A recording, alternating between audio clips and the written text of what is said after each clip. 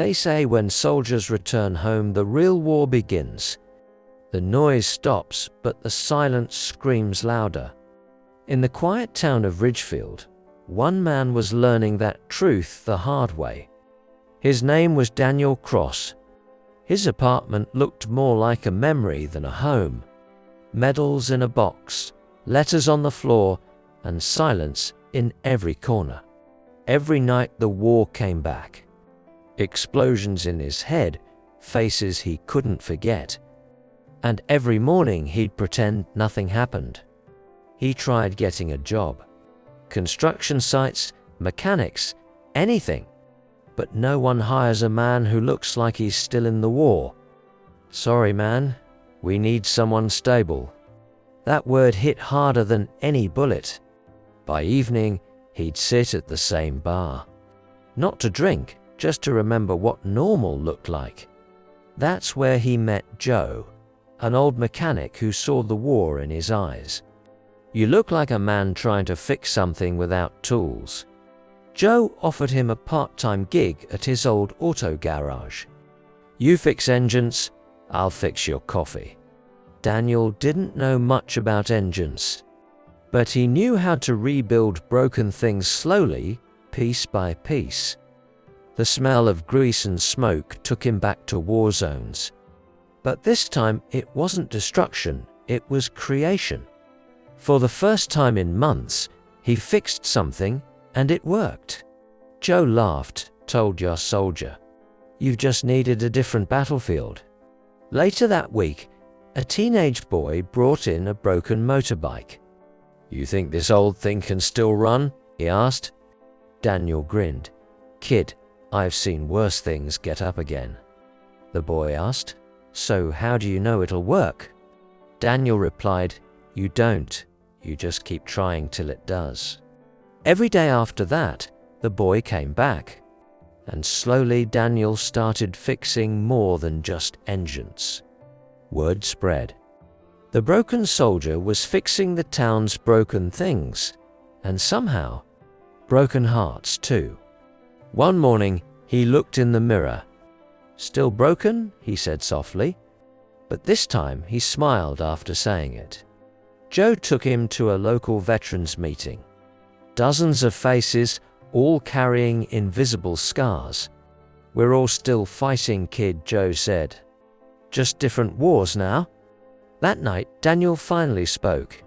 "I thought coming home meant peace. But I guess peace is something you build." His words hit everyone in the room. Sometimes the strongest voice is the one that trembles. That night, Daniel walked home under the quiet city sky. The war was still in him, but now so was peace. For the first time, he whispered, "I'm not broken, I'm rebuilding." The next morning, rain washed over Ridgefield. Daniel stood outside the garage, coffee in hand, watching puddles form, thinking how life's storms don't break you, they clean the dust off your soul. That's when a man limped across the street. Torn jacket, tired eyes, the kind Daniel recognized instantly. A fellow soldier still fighting inside. "You were in Fallujah?" Daniel asked. The man nodded. "Yeah, left a piece of me there still looking for it." Daniel offered him coffee. "You can fix engines."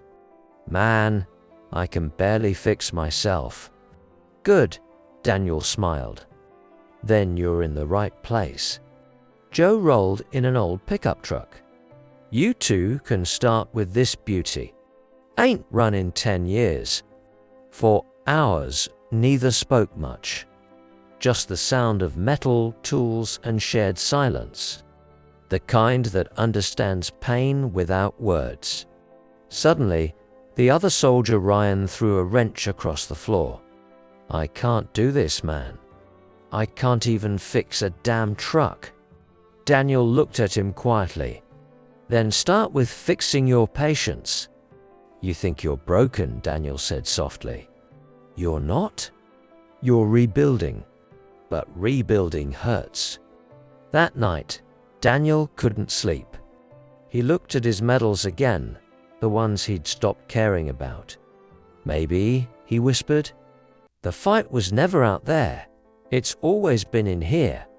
The next morning, Ryan was already at the garage, fixing what he broke yesterday. Couldn't sleep either? Nah, Ryan grinned. Guess my hands remembered what my head forgot.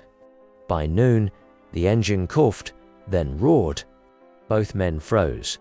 She's alive, Ryan said. So are you, Daniel smiled. Joe clapped from the doorway. Look at you two soldiers turning junk into miracles. Daniel fixed cars. Ryan fixed bikes. And somehow, they both started fixing people. Veterans came by. Neighbors helped. The town began to heal too. Daniel painted a small wall near the garage. For the broken who still rise. Every soldier signed their name. A local reporter showed up. You started a movement, she said. Daniel smiled. Nah, we just started listening to the silence. Weeks later, the mayor visited. Ridgefield thanks you, Sergeant Cross. Daniel looked down. No, ma'am. Just Daniel now. That night, Daniel received a letter from an old unit friend. Heard what you're doing, brother? Makes me proud to still be alive.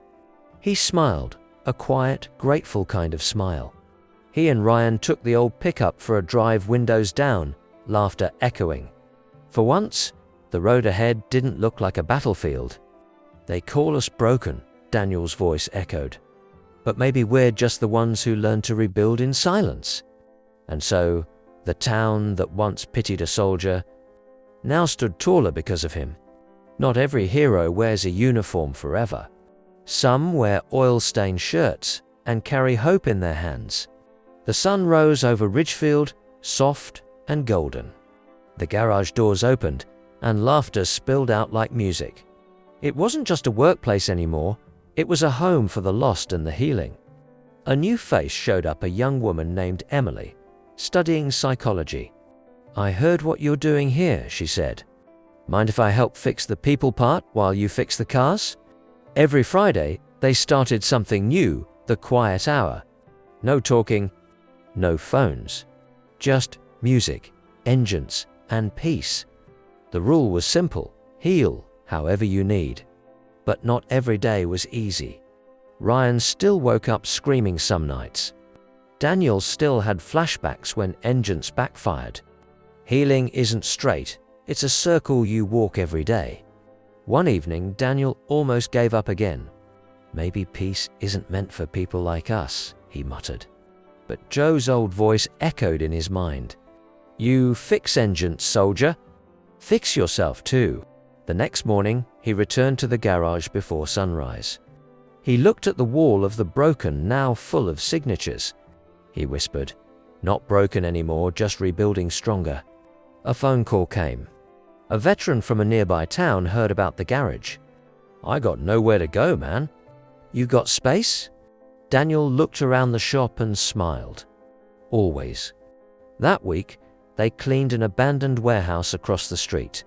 Painted walls, brought tools, built benches. This, Daniel said, will be the rebuild center. Mechanics, therapists, artists, cooks. Everyone brought what they had, and somehow it was enough. Broken people building something unbreakable. They opened the center with a town barbecue.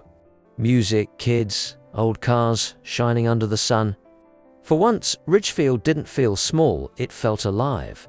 So, what's the goal now? The reporter asked. Daniel grinned, simple. Help one broken soul at a time until no one's left standing alone. His journey played back in flashes. War, silence, pain, Joe's garage. The boy Ryan. The wall. Every moment that broke him became a brick in his rebuild. One morning he found a letter addressed from Joe's daughter. Dad passed peacefully. He said you were his greatest repair. Daniel sat still for a long time, then smiled. He renamed the garage. Joe's Rebuild Haven. A place where fixing engines meant fixing souls. Emily brought high school kids to learn mechanics and life lessons. Daniel told them, "You don't need to go to war to fight one. Everyone's fighting something." Ryan opened his own small bike shop downtown. He called it Second Chance Cycles. When Daniel visited, Ryan grinned. "Guess patience works, huh?" Months later, Daniel was invited to a state event for community service and courage beyond duty. He stood on stage, silent for a moment, then said, "This isn't my medal.